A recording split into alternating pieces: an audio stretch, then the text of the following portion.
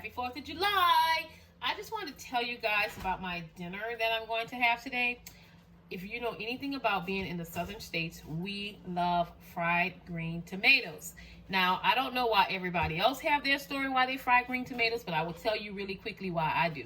When I was a little girl, my grandmother used to always fry tomatoes. Sometimes they will be like this tomato right here where it's a little bit of red showing, or she would fry this one. So she would use this cast iron pot and she would shallow fry, but today I'm going to deep fry mine. Now for my company, Sticky Situations, I used to, like maybe 3 years ago, would fry tomatoes at the farmer's market, and I would buy tomatoes from the actual farmers and fry them. Well, this right here is some tomatoes that I bought today. So what I'm going to do first is just go ahead and slice them up. This is a rough slice, okay? You know, Jermaine, if he was doing this for me, he would use the mandolin, but I just like to kind of rough chop it. One thing I can tell you is whenever you're cutting a tomato, you do not want it to be very small, because when you put it in the grease, you don't want it to fall apart. This is a thicker size, or you can have it this size. So you see the difference in the sizes? This tomato smells so good. I wish you could smell it. So what I'm going to do here now is I'm just going to cut the tomatoes up, and then after that, I'm going to do a mustard dredge, which means that I'm going to dredge them in some mustard, well, season them a little bit, and then I'm going to put them in some mustard, and that's going to be my wet base. Instead of using eggs, I'm going to use mustard, okay? And then I'm going to just go ahead and put in some Louisiana batter, and I'm going to fry them up, because this is just a quick fry. Now, if I wanted to get all fancy and do an egg wash and all that kind of stuff, I would. But tonight, I'm just going to do this, and I am dedicating this video to my girl Tina, who's one of the Mandy Milkshakers, because she always talks about how much she loves fried green tomatoes. So I'm frying these for you, girl. All right, so this is what it looks like. Now, these pieces right here, a lot of people would just like throw them away because it's the end. So what I like to do is make a wedge. Okay, so if you look right here, I'm gonna move all this out the way. I'm gonna make a wedge here, and I'm going to make a wedge here, and I'll throw this in the garden. Okay, and I'll make a wedge here and here. And from there, that is how you slice up your tomatoes to fry them. Now, I will tell you that when you fry tomatoes, you want to make sure your grease is hot. You don't want to put them in there so they can get saturated. You want to get a nice golden brown on the outside. It is going to be so super delicious. Now, this is my thicker one, so I'm going to put this one in first so it can go ahead and cook a little while, and then I'll add the rest of them to them, okay? All right, I'll see you in a bit. All right, you guys, I am back with our second portion. So here's our mustard bowl. And what I have in here, I have a little bit of cayenne pepper here. I have some parsley. I have my favorite garlic Parmesan sauce. Seasoning that Jermaine buys for me from Sam's. I also have some garlic powder here.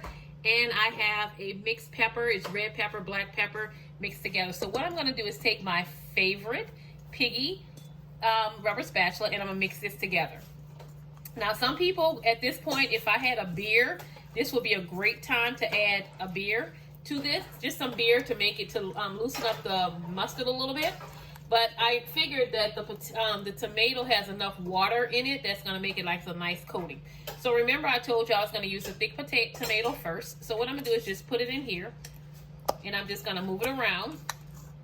Okay, just get it coated just a little bit. I don't want to overdo it. And I'm going to put that aside. And I'll do about 4 of them. I will tell you, whenever you're frying, you do not, hear me again, you do not want to overfill your basket, because I have found that it adds a lot of moisture and the food does not cook evenly. Okay, so if I was serving this, I would serve this in batches.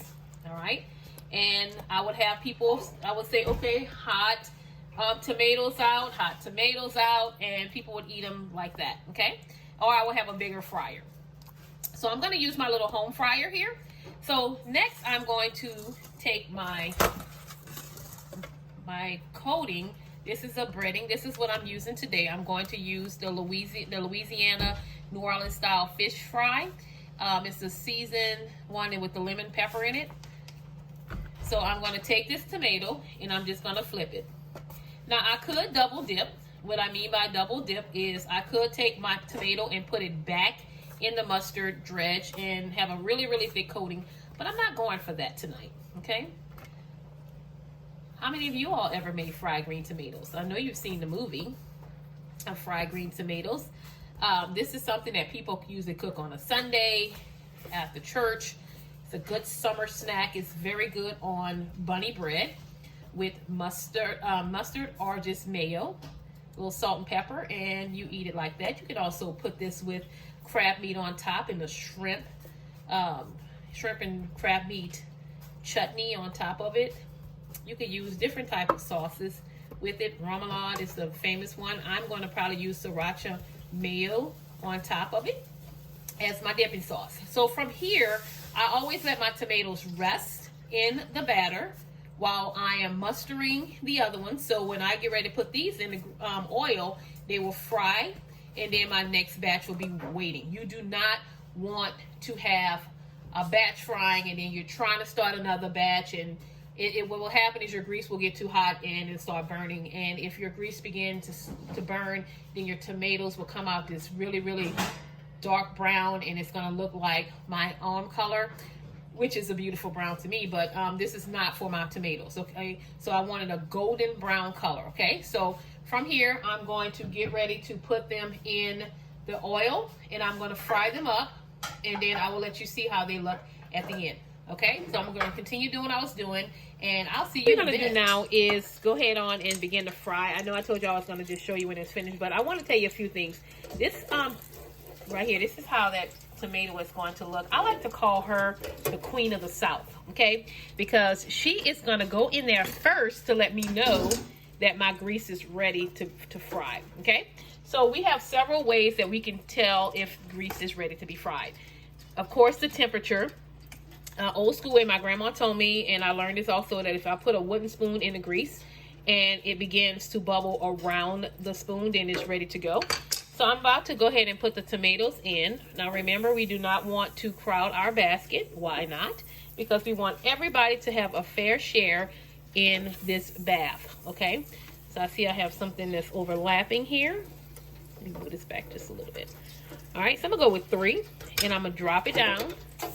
And I'm going to shake it a little bit, and I'm going to let it go. In about, I would say about 5 minutes, they'll be ready. My grease is set at 375. Some people like to use thermometers inside of their oil, but because I'm using tabletop or countertop fryer, it's already preset. My lights are on, telling me it's ready to go. People, please do not get afraid if you hear grease popping all over the place.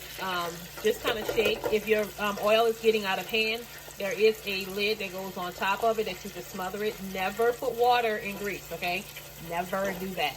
All right, so I'm gonna go ahead and shake this around so the tomatoes can get a nice frying going on, and I'll show you how it looks when I'm ready to plate, okay? All right, you guys, as promised, I am going to show you how the tomatoes came out. This is a nice golden brown. They're nice and delicious. I let them air dry. Whenever you fry anything, you want to make sure you put them on a cooling rack or wire rack with something under so it could drain. I will tell you, I do not like to drain my fried foods on newspaper or paper towels because I want each side of my food to have the same crunch to it. So if you look at this, this is what my tomatoes came out to look like. They taste delicious. I will tell you that the mustard gives it a nice tangy taste. You can also use Creole mustard. I've even heard people use like mayo. You can use hot sauce. It's just basically you just wetting, you're having something a little wet to dip your tomatoes in. But take a look at that. Now, I'm giving y'all my secret today. I usually don't do this, but today I felt good and I wanted to share. Now, remember I told you I did not want it to be a nice golden brown. I literally burned this one on purpose to show you what you don't want your your tomato to look like. If you notice, you can see the burn marks on this tomato, and if you look on the back, it's burned. Now, if I was doing a tomato crackling, and some people like theirs really dark, Jermaine really likes a lot of his foods really, really brown. He probably would eat this, but I do not. So this is one that is crispy. So for my crispy lovers out there, this one is perfect. All right, it has a good flavor to it, but I would not eat that. I mean, you can even see right here how you got a little char there. And I did that to show you that this is not what you want. You want them to look nice and golden brown like this. I am the 411 Diva from the great state of Louisiana. I like to consider myself as a Southern Belle or that boot girl. So this is what we eat in Louisiana, and I'm going to, in other southern states, eat it as well. I'm going to drizzle some of this sriracha mayo on top of it, and it's going to be a little spicy. And usually we'll eat this with, and we'll have for our drink will be a sweet tea or something like that. But I think I'm just going to go with the Coke Classic tonight. I mean, sometimes you just need a little Coke in your life, okay? Coca-Cola, that is. All right, so here it is. I wanted to show you my fried green tomatoes. Thank you for sticking with me. If you happen to make some, go ahead and, you know, send me a picture, like this video, subscribe to my channel, and I'll give you some more information, because you know what? I'm the 411 Diva, and I need a reason to talk to you, and this is one tonight. All right, talk to you later. Bye. So, you know I cannot let this video go without me sampling one of these tomatoes, okay? So, I want to just... do you hear that crunch? Look at it. See? It's nice and soft on the inside. Very crunchy. What I'm missing, excuse me, so good. If you have a beer, make a beer batter sauce with that mustard. It will change the taste of this tomato.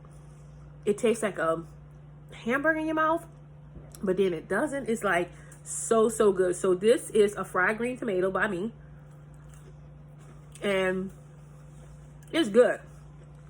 I tell you, if I was close to you, I would give you a piece, but I'm not. So I'm gonna eat for you. And Jermaine, how is it? Good. He said it's good. So just wanted to let you guys know that on this 4th of July, I made fried green tomatoes, and they taste delicious. This video again was dedicated to my girl Tina. The next time I see you and we have some tomatoes, I'm gonna have to fry you up some. All right, I'll talk to you all later. Bye now.